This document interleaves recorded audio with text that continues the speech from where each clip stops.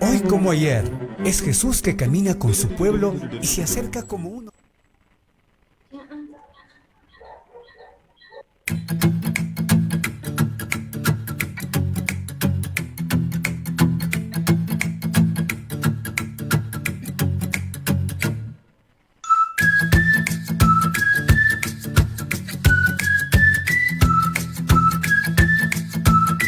Buenos días, buenos días, buenos días. Iniciamos una vez más el programa Un Pueblo que Camina. Amigas y amigos, tengan ustedes un saludo muy cordial.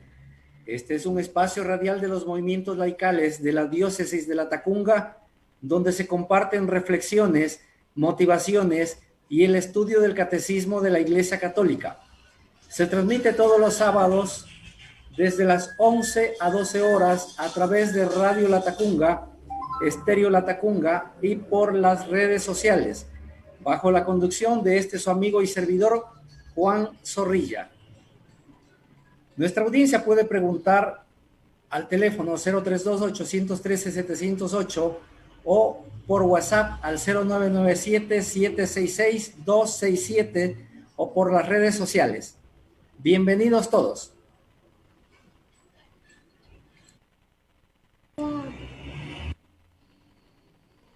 Hoy tenemos la presencia de un invitado especial. Tenemos el padre Carlos Guillermo Rivera Olivo. Él es miembro de los consultores diocesanos y del Consejo de Presbiterio de las Diócesis de La Tacunga. Con él vamos a tratar el tema el sentido sobrenatural de la fe. Padre, por favor, si nos habilita su cámara.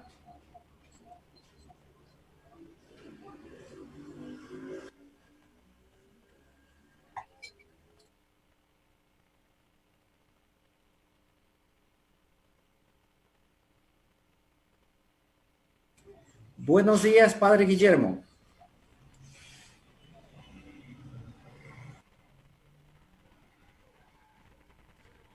Buenos días, estimado Buenos días, amigo, padre. Un saludo para la audiencia. estimado amigo Juan Zorrilla y estimada audiencia. Para mí es una alegría muy grande compartir y con usted por primera vez. Un gusto, aquí estoy a la orden para lo que sea necesario.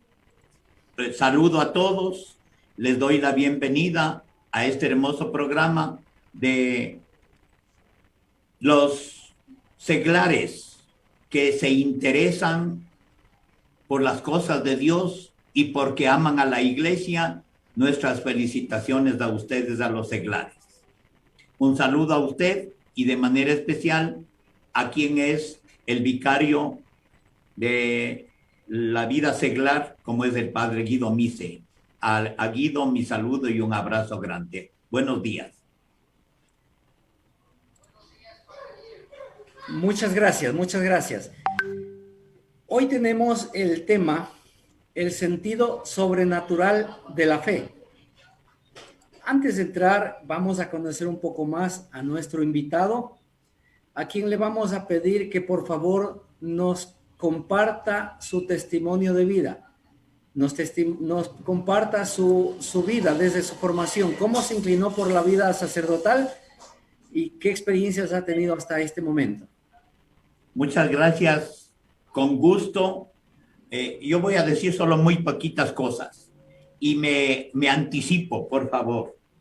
Yo, si hay algunas preguntas, no voy a dar grandes definiciones, grandes conceptos con palabras teológicas que a veces es difícil que comprendan nuestros fieles, el común de los mortales.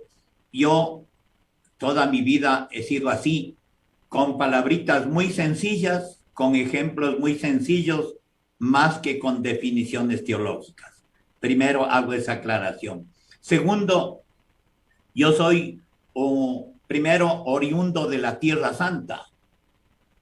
¿Sabe cuál es la Tierra Santa? Nada más ni nada menos que Pujilí. Yo soy pujilense, ya, tierra de grandes hombres, mujeres, obispos, cardenales, etcétera. Y digo esto no por vanidad, sino porque Pujilí ha dado muchísimas vocaciones sacerdotales y religiosas. Primero. Segundo, yo acabo de cumplir el mes pasado nada menos que 76 años de edad. Yo soy nacido el 17 de marzo de 1945.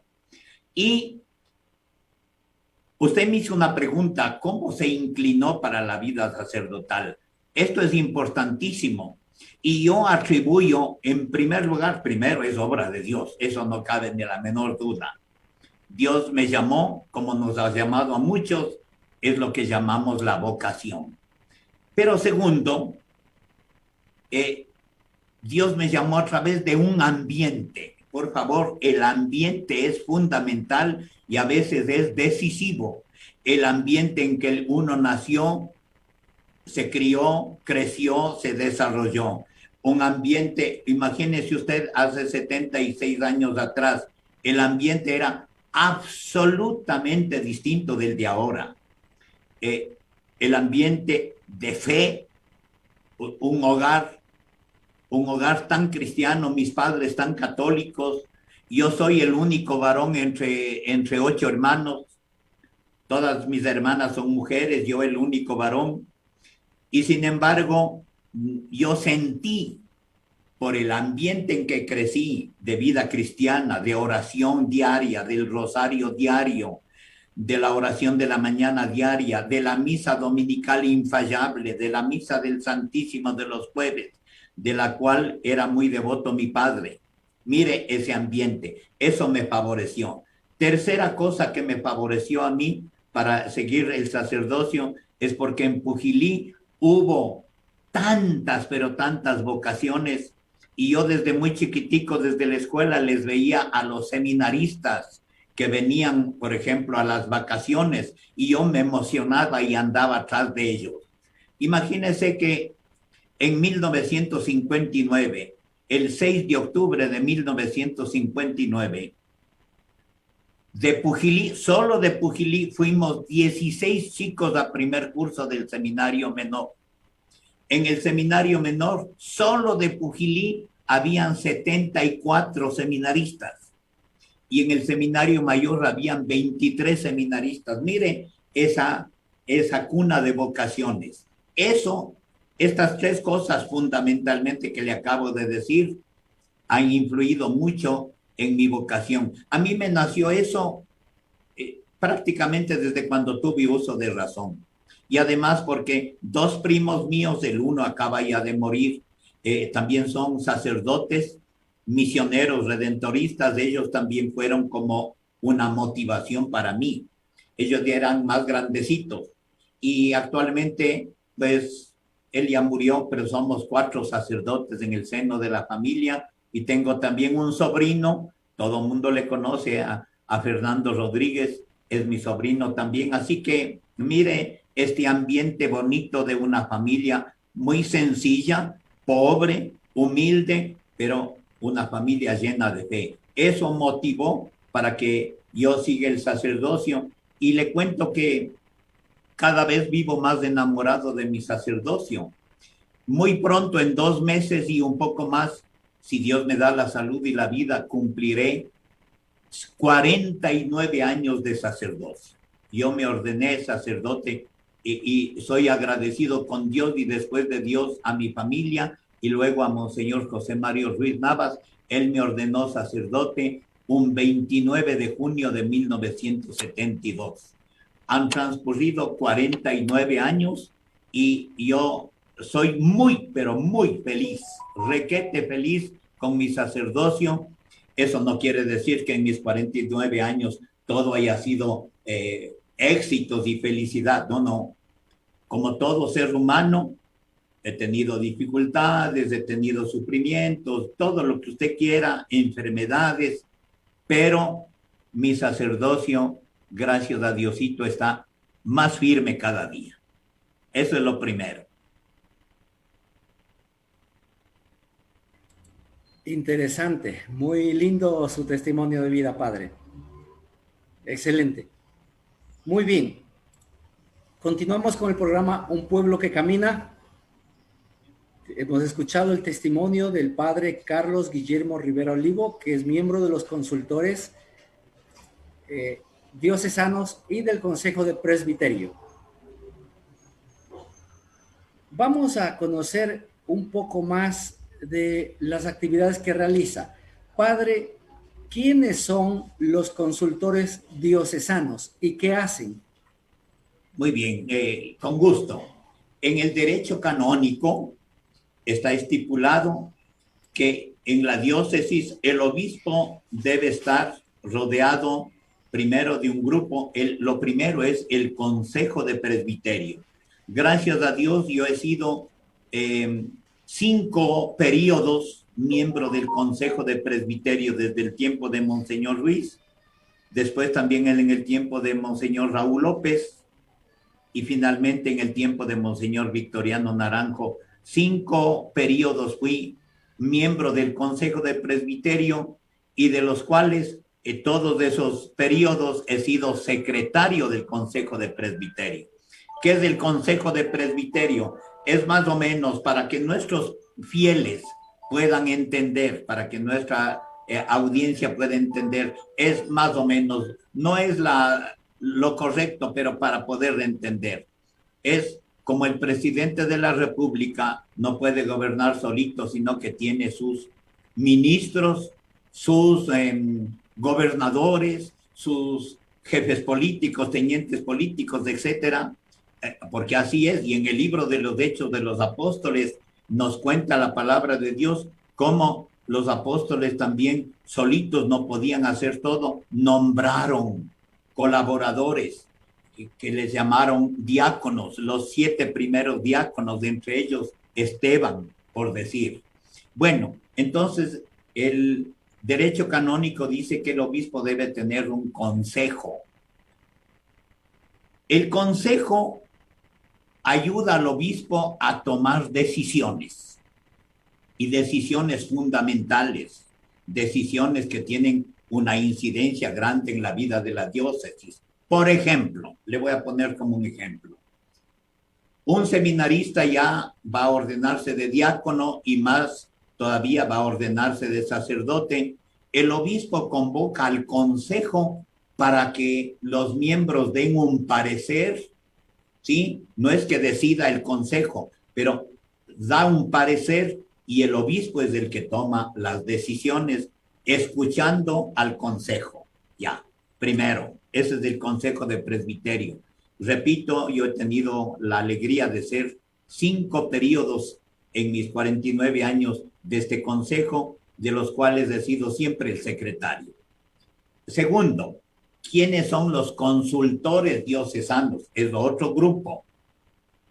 En el caso presente, Monseñor Giovanni Paz Hurtado tuvo la bondad, siguiendo asimismo el derecho, de llamarnos a unos pocos sacerdotes que, según incluso la Biblia, se llaman los ancianos. Bueno, no porque estamos ya ancianos de edad, pero anciano significa el que tiene experiencia, ¿sí? Entonces, a los más antiguos, llamemos así, a los sacerdotes. Yo estoy entre los 5 sacerdotes más antiguos de la diócesis. Entonces, a estos 5 sacerdotes que ya hemos caminado largamente en la diócesis, yo 49 años, y soy el menor de todo el grupito de los viejos. Entonces, el señor obispo nos ha nombrado este consejo de consultores. Es algo parecido al consejo de presbiterio, pero ya en otro ámbito, en otras cosas. El señor obispo nos llama y nos consulta. La diócesis tiene este problema, tiene esta dificultad, o tiene este proyecto, o tiene este plan. ¿Qué dicen ustedes? Entonces, los consultores, ya es un poquito, lo de los consultores es un poquito más reservado, diría yo, de cosas un poquito más reservadas, pero que estamos en función de ¿qué? En función de ayudarle al obispo a que oriente, a que proyecte de mejor manera la pastoral. Dicho en brevísimas palabras, porque el asunto es un poquito amplio, yo ponerme a hablar aquí de lo que dicen los cánones del derecho canónico, etcétera, no sería posible. Pero más o menos eso es lo que mi experiencia, y soy miembro del Consejo de Consultores. Muy bien, interesante su labor. ¿Ustedes tienen alguna planificación anual? Por supuesto, nosotros anualmente, y eso gracias a Dios, fíjese, yo voy a decir una cosita, no por vanidad ni por falso orgullo. Nuestra diócesis de la Tacunga, desde tiempos de Monseñor José María Ruiz, hace más de 45 años atrás, un poco más, fue la diócesis pionera en el Ecuador en instaurar para la pastoral, ¿sí? Para la acción pastoral, una planificación diocesana y anualmente planificación y evaluación. Entonces nosotros somos muy fieles a eso. Ahora, por ejemplo, tenemos un plan para el quinquenio hasta el 2024. En este plan diocesano que nuestros seglares conocen bien, nuestros fieles también, no todos, pero yo, por ejemplo, a mis fieles, el plan pastoral que está escrito, a los principales coordinadores, catequistas, seglares de la parroquia, se les ha dado ese librito. Miren, nuestra diócesis no camina así a ciegas, no camina porque sí, como era antes del Concilio Vaticano II. Nuestra diócesis camina a través de un plan que hacemos por áreas, y en el plan diocesano tenemos los coordinadores de las diferentes áreas. Por ejemplo, el área de evangelización y catequesis, el área de santificación, en la que estoy yo ahora personalmente, el área de juventud, el área de pastoral indígena, etcétera. Entonces, mire, cada área, y estamos divididos por zonas pastorales. Allá donde usted está en tierra calientica se llama la zona occidental o zona del subtrópico. Esa es la una. Hay la zona de la Tacunga, la zona de Pujilí, la zona de Saquicilí, la zona oriental. En esas zonas trabajamos de acuerdo al plan que está establecido aquí en nuestra diócesis.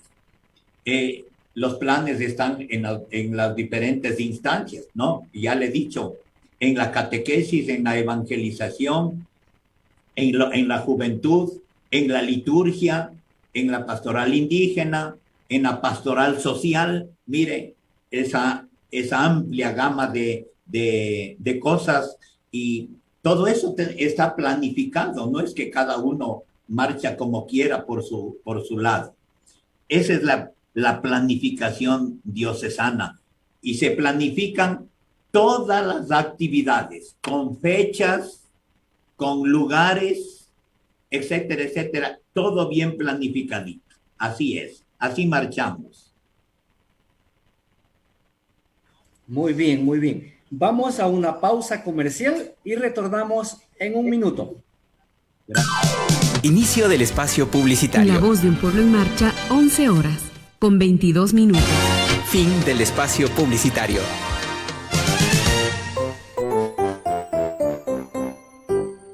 En Radio La Tacunga, los niños también tienen su espacio. Escuche el programa infantil Garabatitos, de 15 horas a 15 horas 30, donde compartiremos cuentos, adivinanzas y curiosidades. 3 pececitos. Garabatitos por la señal de los 1080 kHz de Radio La Tacunga AM. La voz de un pueblo en marcha. Y le dijo: ven acá. Ya no eres pan y vino, ahora que eres eres cuerpo y sangre, vives en mí. Y de rodillas yo caigo a contemplar tu bondad. ¿Cómo no te voy a adorar? Mientras te pierdes en mis labios.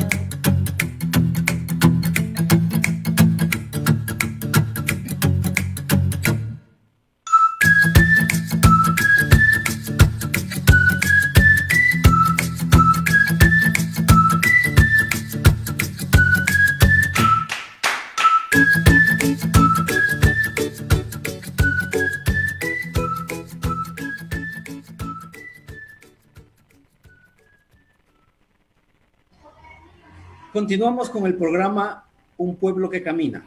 Nuestro invitado de hoy, el padre Carlos Guillermo Rivera Olivo, miembro de los consultores diocesanos y del Consejo de Presbiterio. El tema de hoy, el sentido sobrenatural de la fe.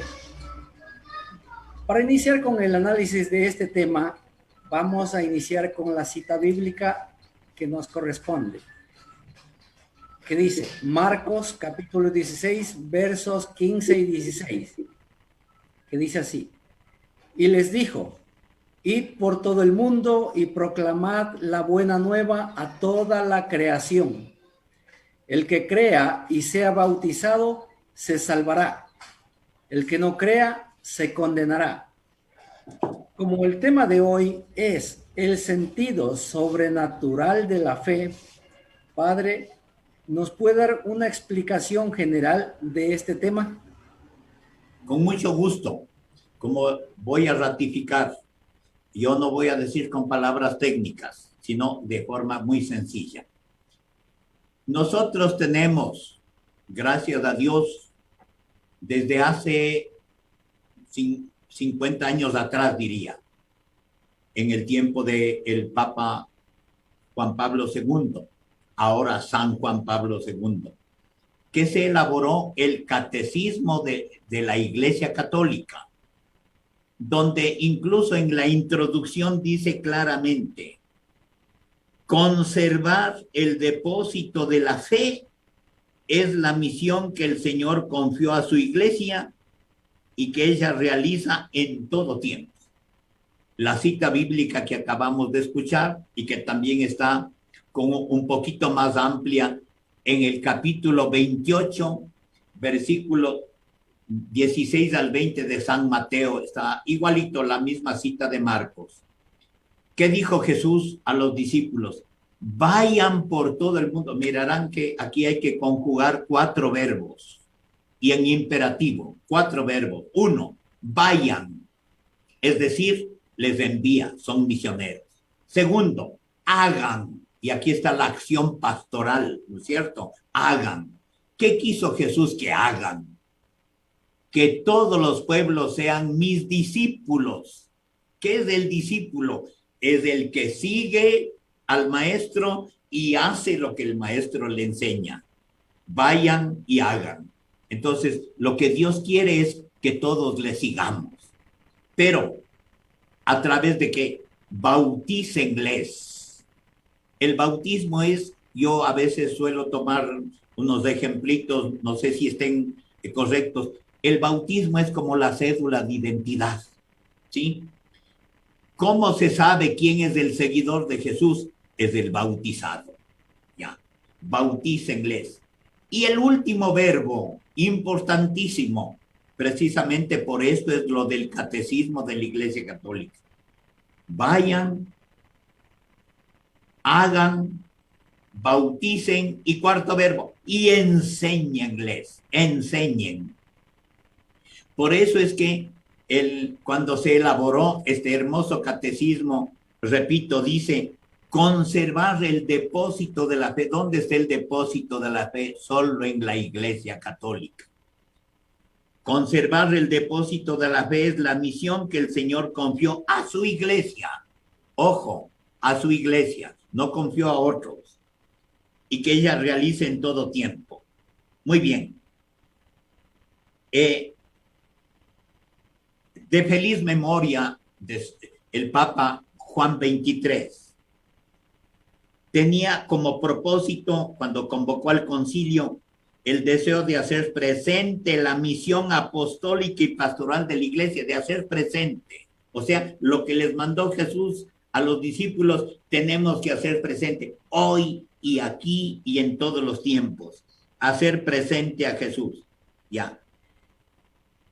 Y conducir, aquí está lo del catecismo, y conducir a todos los hombres mediante el resplandor de la verdad del Evangelio y la búsqueda y acogida del amor de Cristo que está sobre todas las cosas, como dice la carta a los Efesios. Entonces, mire, este es el propósito. Entonces, a través del catecismo, donde está consignado todo lo que Dios ha revelado, porque el catecismo no es distinto de la Biblia, por favor. La Biblia está, si se quiere, está asentada, o la Biblia está expresada en el catecismo, porque la iglesia no puede enseñar otra cosa que no sea lo que mandó Jesús.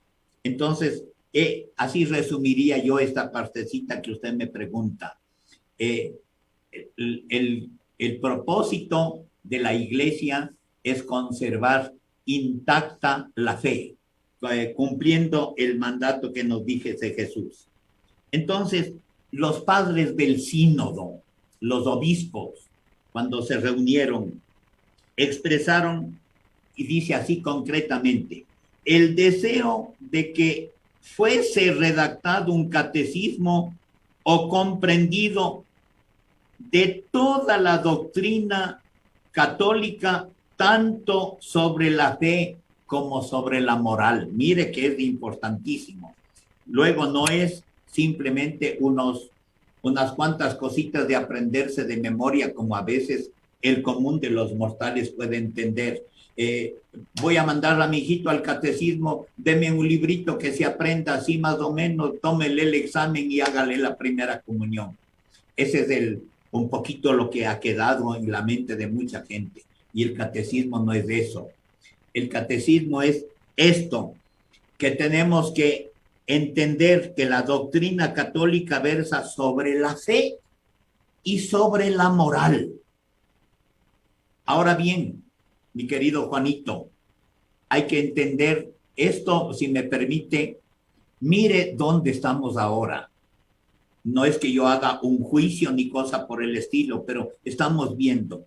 Mire, ¿cómo está la sociedad de hoy? Si la doctrina insiste sobre la fe y la moral, mire que hemos perdido el horizonte, hemos perdido lo de la moral, las buenas costumbres, lo que nos enseñaron. Miren nuestros mayores, yo siempre admiro a mis mayores, a mis abuelos, a mis padres, que no eran versados, no entraron como yo al seminario y a la universidad y eran más sabios que yo. ¿En qué sentido? En que ellos, sin ser versados, vean cómo sabían perfectísimamente estas cosas. Sin haber estudiado, ellos nos dijeron que la moral cristiana nos dice que hay que ser honrados, que no hay que robar, no hay que coger lo ajeno. Y la sociedad de hoy vive de eso. Mire cómo está la política, mire tanta corrupción, mire tanto escándalo. ¿Y es por qué?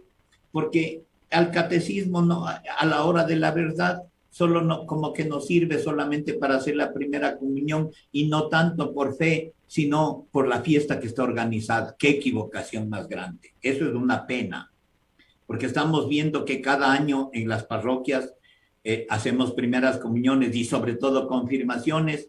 Hasta ahí hemos llegado, no volvieron más. Entonces, mire, cómo por algo se dice descarriado o desviado del camino. Cuando nos desviamos del camino vamos al abismo, a la perdición.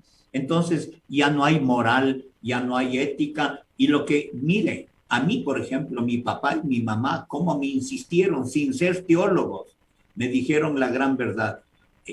El santo temor de Dios nos decía, el santo temor de Dios. Y El santo temor de Dios es algo que me permite respetar absolutamente todo. Cuando no hay temor de Dios, mire, todos los días se ha vuelto de moda las muertes violentas, el asesinato, el robo, la violencia, todo género de maldad. Y la gente hace sin ningún miedo, sin ningún temor, sale a robar, sale a matar, sale a violar, a traficar, etcétera, etcétera. Entonces, mire, y siempre hay que hacer hincapié en esto. El catecismo deberíamos tomarlo tan en serio. Lastimosamente, el catecismo lo tomamos escolarizado. Que me permitan esta aclaración. Cuando entendemos que el catecismo está escolarizado, entendemos como que el niño tiene que entrar como a la escuela, terminó la escuela, y claro, ya terminó, ¿para qué va a volver? Pues, lógico. Terminó el colegio, ya se graduó, ¿para qué va a volver? Y pensamos que el catecismo es igual. Ya terminó el catecismo, por fin, dicen algunos, por fin se acabó esto, ahora sí, se acabó. Y las cosas de Dios son muchas veces completamente distintas, o si me permite una palabra vulgar, al revés de lo que pensamos nosotros. Las cosas de Dios, vea, ¿cuándo comienza la vida cristiana? Cuando se ha terminado el periodo de la catequesis, ahí comienza de veras la vida cristiana. Miren por dónde estamos, porque no entendemos que el catecismo versa sobre la fe y sobre la moral. Muy bien, amplia su explicación, muy concreta, clara y precisa. Voy a dar lectura al numeral 91 del tema del día, que dice lo siguiente: todos los fieles tienen parte en la comprensión y en la transmisión de la verdad revelada. Han recibido la unción del Espíritu Santo que los instruye y los conduce a la verdad completa. Padre, una breve explicación de este tema. Muy bien. Mire, el mismo título en el catecismo, antes de estos 3 numerales, dice el sentido sobrenatural de la fe. Algo ya me he permitido decir de adelantado. Todos los fieles tienen parte en la comprensión y en la transmisión de la verdad revelada. La verdad revelada. Y la verdad revelada la expresamos los domingos. Cuando los fieles van a la Santa Misa, expresamos la verdad revelada en la profesión de fe. ¿Cuál es la profesión de fe? El credo. Y nosotros ahí estamos expresando las verdades en las que creemos, pero no creemos porque a alguien se le ocurrió. Creemos porque nos reveló el mismo Hijo de Dios, ¿sí? Y de eso, de esa creencia, esa fe que profesamos, tenemos derecho, dice aquí. Los fieles tienen más que derecho, tenemos parte, somos parte, no somos ajenos. Esto es importante, porque el peligro es que nos sintamos como ajenos, como que vea a una buena parte de los fieles católicos como que les da vergüenza, como que les da recelo, caramba, el qué dirán. A veces a mí sí me da pena. Cuando mucha gente le da vergüenza de lo más hermoso que hay, que es la fe, y no les da vergüenza de los horrores que cometen. Entonces, mire, ¿y es por qué? Porque no se sienten parte. Son como decir, esas cositas son de las viejitas beatas o de los que no tienen que hacer o de los desocupados o de los pasatiempos. A veces esa es la definición de mucha gente que me da pena porque hablan por ignorancia. Ya. En cambio, la gente que se siente parte de la transmisión de la verdad y han recibido del Espíritu Santo.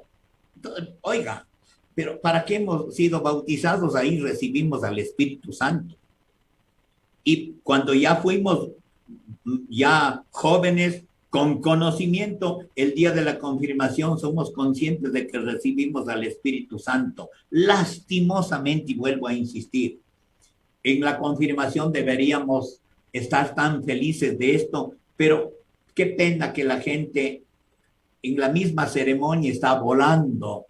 Uno se nota hasta en los ojos que están con una ansia de que acabe breve la misa para ir a la boda, a la fiesta, al baile, a las invitaciones. Y no se dan cuenta que el Espíritu Santo es el que viene a instruirnos. Y solo Él nos puede conducir a la verdad plena, a la verdad completa. Entonces, este numeral nos hace ver eso, de que los fieles somos parte. Por favor, no somos ajenos, no somos indiferentes, o lo que es peor, algunos son contrarios a estas cosas. Ese numeral nos hace ver que nosotros tenemos que apropiarnos, ahora se llama empoderarnos de estas cosas de Dios que son tan hermosas. Ese es el primer numeral, el 91. Sí, tengo una pregunta. Hay muchas verdades relacionadas a Dios sobre la vida, la muerte, la salvación, el progreso, la felicidad, el perdón, entre otras. Y se propagan en los medios de comunicación, confunden a los católicos y como resultado estos abandonan la iglesia. ¿Qué mensaje les daría usted a quienes dejan el catolicismo? A ver, esta es una cosa que me gustaría, qué pena, no tenemos el tiempo suficiente, pero permítame, Juanito Zorrilla, expresar lo siguiente. Mire, las cosas de Dios, las verdades de Dios, ahí están todas. A mí me llama la atención, dice, se propagan en los medios de comunicación. Yo veo, en cambio, diferente. Las cosas de Dios no se propagan en los medios de comunicación. Si nosotros prendemos la radio y leemos el periódico y vemos la televisión, a ver a qué hora hablan de Dios.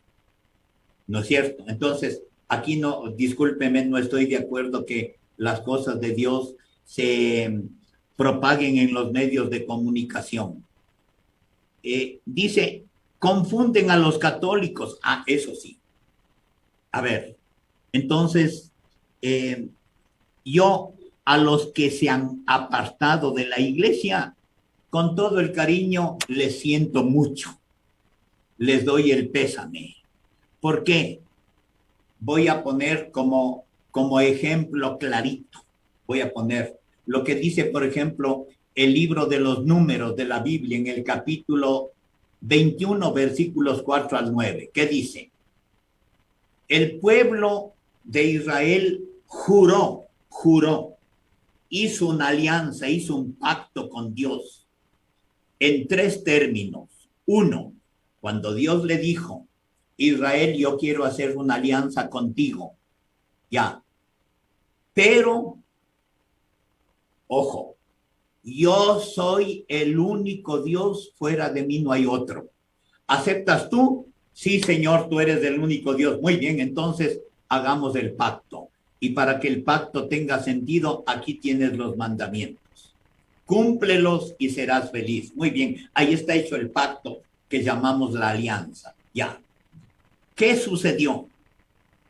Sucedió que después de haber hecho el pacto, esa alianza con Dios, un buen día el pueblo le traicionó y se fue con otro.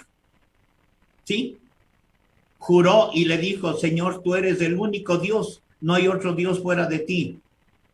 Y después dijo, no, ahora tengo otro Dios. Y de metal, de oro. ¿Sí? Es decir, ¿qué significa eso?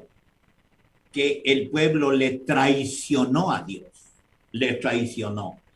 Cuando en el matrimonio, por ejemplo, la pareja, uno de los dos es infiel, es porque le ha traicionado con otra persona. ¿Qué sucede ahí? No van, el marido que es traicionado por su mujer no le va a dar un trofeo ni un reconocimiento. Le da una gran paliza o lo que a veces, que las pasiones humanas, 3 tiros y se acabó. Mire, por la infidelidad, por la traición. Entonces, mire, si el pueblo de Dios que hizo un juramento, hizo una alianza, le traicionó y fue con otro, ¿qué sucedió? Y por eso digo, a los que han abandonado la fe católica, les siento mucho, porque al pueblo de Israel, por haber traicionado a Dios en el desierto, asomaron como hormigas las serpientes venenosas. Lean el capítulo 21 del libro de los Números. Serpientes venenosas que mordían a la gente, y el veneno era tan mortal que morían inmediatamente. Eso es lo que le sucede a los que han abandonado la fe porque han traicionado, cualquiera que haya sido el motivo. Muchas veces son gente resentida, pero yo siento mucho y quiero que lean los que han abandonado la fe católica o han abandonado el catolicismo, por favor, que lean la Biblia. Y si se han pasado a alguna secta evangélica, se ufanan de saber hasta de memoria la Biblia. ¿Qué están viendo ahí? ¿Qué están leyendo? Muchas veces no leen los textos respectivos. Entonces eso les diría yo a los que abandonan la fe. Y respecto de lo anterior, los medios de comunicación, ¿cuándo hablan de la iglesia? ¿Cuándo hablan de los sacerdotes? Cuando hay algún escándalo, nada más. Y hay miles y miles y millones de cosas buenas que se hacen, pero como eso nadie ve, y como no somos políticos, no hacemos propaganda, eso que lo ve solo Dios. Entonces, esto sería, ¿no? Yo, respecto de este tema, tendría para largo, pero ahora no es posible, por el tiempo. Así es, el tiempo es muy corto. Vamos a dar lectura al numeral 92 del tema en estudio, que dice lo siguiente: la totalidad de los fieles no puede equivocarse en la fe. Se manifiesta esta propiedad suya tan peculiar en el sentido sobrenatural de la fe de todo el pueblo, cuando desde los obispos hasta el último de los laicos cristianos muestran su consentimiento en cuestiones de fe y moral. Su explicación, padre, a este numeral, por favor. Perfectísimo, para ser consecuente incluso con lo que acabamos de decir. Dice, mire, que en materia de fe no puede haber equivocaciones. Yo desde cuando estuve en el catecismo y más cuando ya fui al seminario, escuchaba una frase de la infalibilidad del Papa. La infalibilidad del Papa. Es decir, como humanos podemos equivocarnos en un montón de cosas, pero en materia de fe no se puede equivocar. ¿Por qué? Porque la fe, permítame decir, la fe no es un asunto humano. La fe no es un asunto de la ciencia. La fe no es un asunto de la tecnología, por más grande que sea. La fe es un don, un regalo de Dios, ¿sí? Es más, si quiero yo con palabritas sencillas decir que es un don, porque la fe es don de Dios. Don yo le definiría así: don es un regalo que yo recibo sin merecerlo, ¿sí? Entonces, la fe nos viene de Dios, es un don de Dios. ¿A través de qué nos viene la fe? A través de los sacramentos, ¿sí? Entonces, eso ya veríamos un poquito más después, pero lo importante aquí es que en materia de fe no es como en otras cosas, que cada vez cambian, ¿sí? El mundo está cambiando a una velocidad bárbara.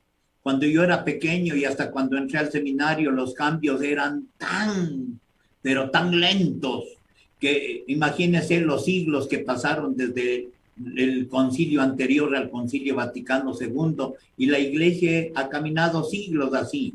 Después vino el cambio con Juan 23 y a partir de los años 60, 70 y más todavía ahora, desde los 90 y el nuevo milenio, los cambios son de la noche a la mañana. Todo cambia, todo es distinto. En cambio, la fe pasarán millones de siglos, no puede cambiar. La fe es inmutable, porque la verdad de Dios no lo puede cambiar nadie. Entonces, este numeral nos hace ver también que por lo que la fe es inmutable y no puede cambiar en nada, nosotros tenemos que ver con toda la verdad, no podemos equivocarnos. ¿Por qué? Porque en cuestiones de fe y de moral, los principios, repito, no pueden ser como las costumbres que cambian de la noche a la mañana.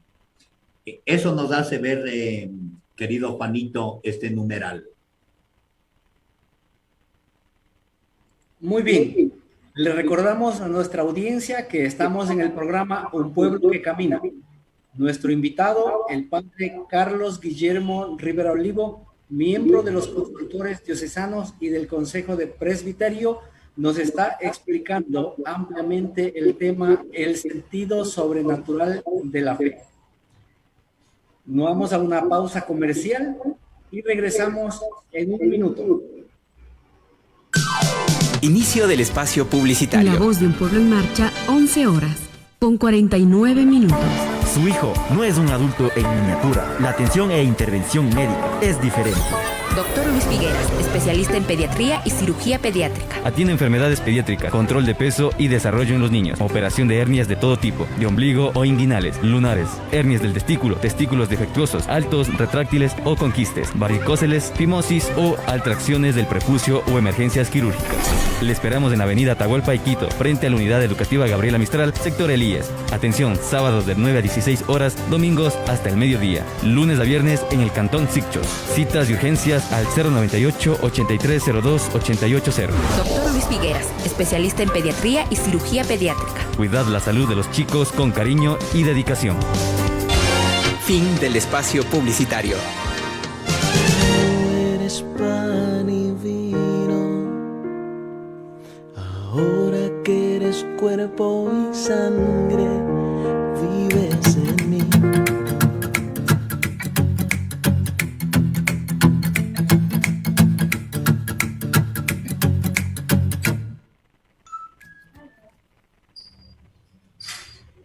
Muy bien, continuamos con el programa Un Pueblo que Camina. Voy a dar lectura al numeral 93 del Catecismo de la Iglesia Católica, que dice lo siguiente: el Espíritu de la verdad suscita y sostiene este sentido de la fe.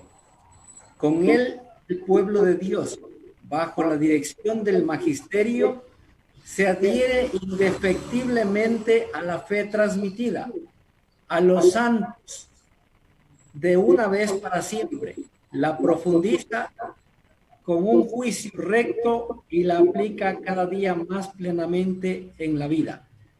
Padre, ayúdenos con su explicación a este numeral. Muy bien. Miren, hemos dicho que la fe es un don de Dios, ¿sí?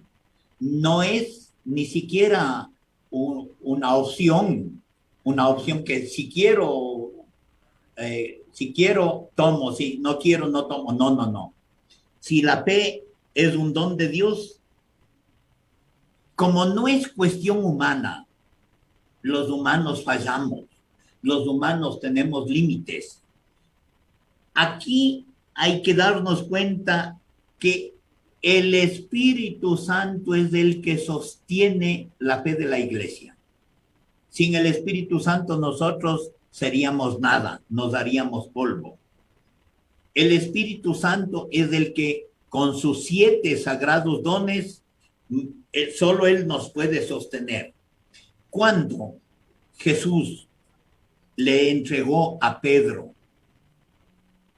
la obra de Él, Jesús dijo, ve, yo ya me voy al cielo, pero mi obra te dejo en tus manos. Vea, que dejó en manos humanas. Y Pedro era un pobre hombre débil. Y sin embargo, vean lo que son las cosas de Dios en esos hombres limitados, sin letras, sin instrucciones, como decía la lectura de hoy día, la lectura de hoy, de la liturgia de este sábado, de la primera semana del tiempo de Pascua. Hombres sin instrucción. Qué diferente de los grandes rabinos, de los grandes maestros, de los doctores, de los letrados que habían en Jerusalén. Estos pobrecitos eran pescadores y sin embargo, oh sorpresa, este hombre sencillo como era Pedro, dice, a ti te daré las llaves del reino de los cielos. Y termina diciendo Jesús, los poderes del infierno no prevalecerán, no le podrán vencer. Porque la vida de la iglesia, la historia de la iglesia que justo nació en la Pascua, en 2021 años hasta la fecha de hoy, 10 de abril del 2021, no ha habido un solo día, pero no ha habido un solo día que la iglesia no sea perseguida, que la iglesia no sea atacada. Pero ataques furibundos, vean los 3 primeros siglos, los emperadores de Roma mataron miles o no sé si millones de mártires en 3 siglos y más para acabar con la fe, para acabar con la iglesia. Y ha habido movimientos, ideologías, etcétera, en los 20 siglos, todos contra la iglesia. Aquí mismo en el Ecuador, hace poquito hubo unos planes camuflados, bárbaros, que querían que el Estado ecuatoriano, por ley o por decisión, sea un Estado ateo. Es decir, de todas formas, el mundo quiere acabar con la fe. Pero como Jesús dijo, mira, si yo pongo en manos de simples hombres, sin el Espíritu, ahorita mismo se acaba.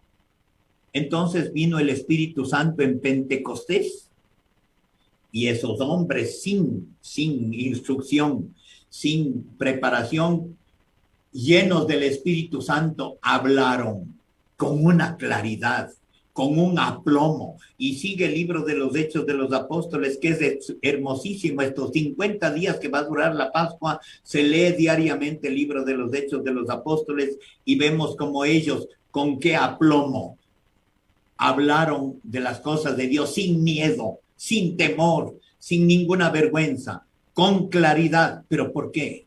Porque es el Espíritu Santo el que se les infundió.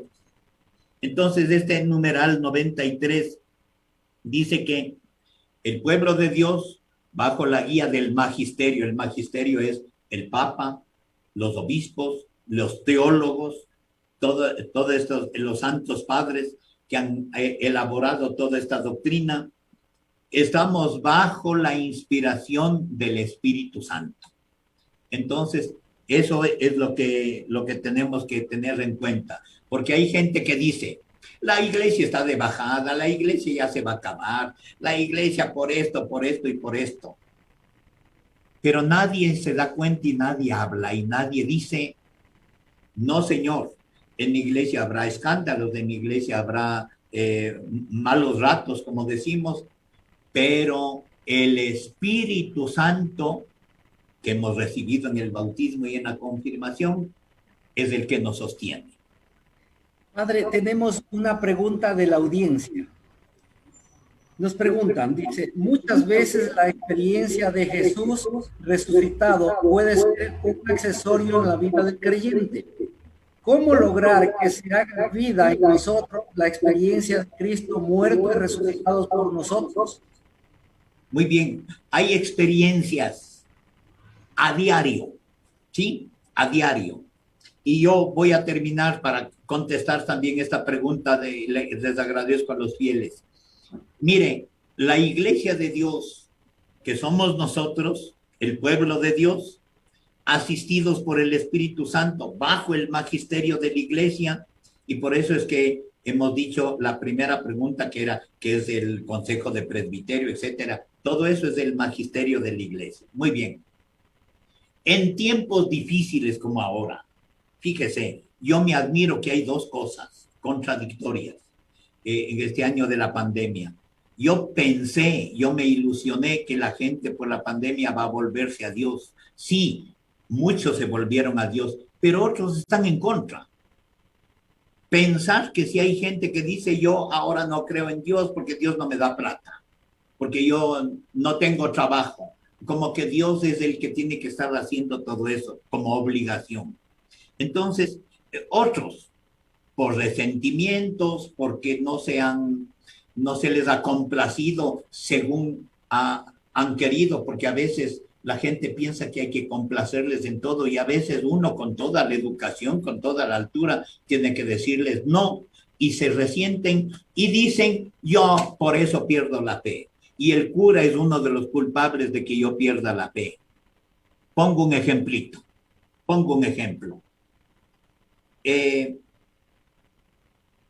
Yo he visto, gracias a Dios, porque también conozco bastante, muchos aeropuertos en el mundo. El de Frankfurt en Alemania, el de París, el de Nueva York, el de Miami, etcétera, etcétera. En esos aeropuertos, cada 30 segundos, cada medio minuto despega un avión y aterriza otro. Solo en ese aeropuerto. Ahora dígame cuántos cientos de miles de aeropuertos hay en el mundo. ¿Cuántos aviones están volando? Pero ¿cuántos? Es increíble. Nadie dice nada, nadie les ve, pero cuando cae un avión, ahí sí, por uno solo, ahí sí hay noticia, porque se produjo esa caída. Lo mismo sucede en la iglesia. Hay miles y millones de cosas lindas y cosas buenas que se hacen en la iglesia, nadie dice nada, pero falló por desgracia.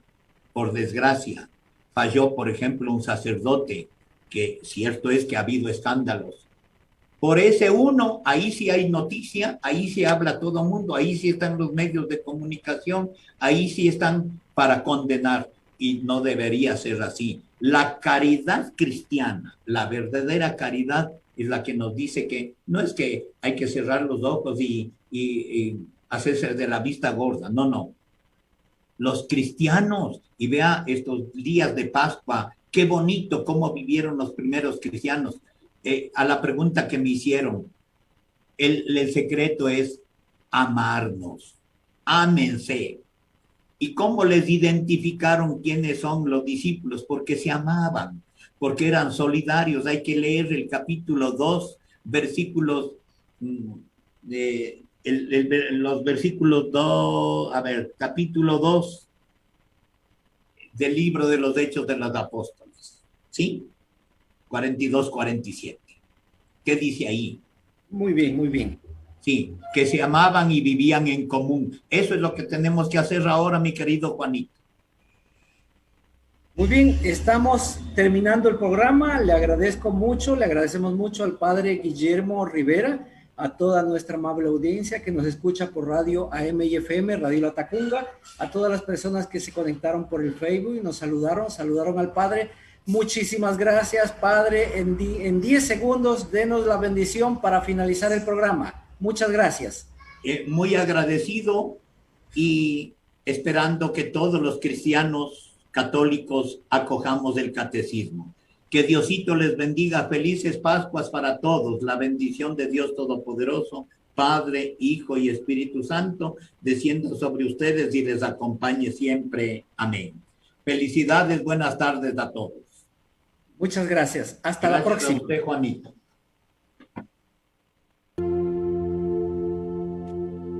Regina Caeli letare, aleluya.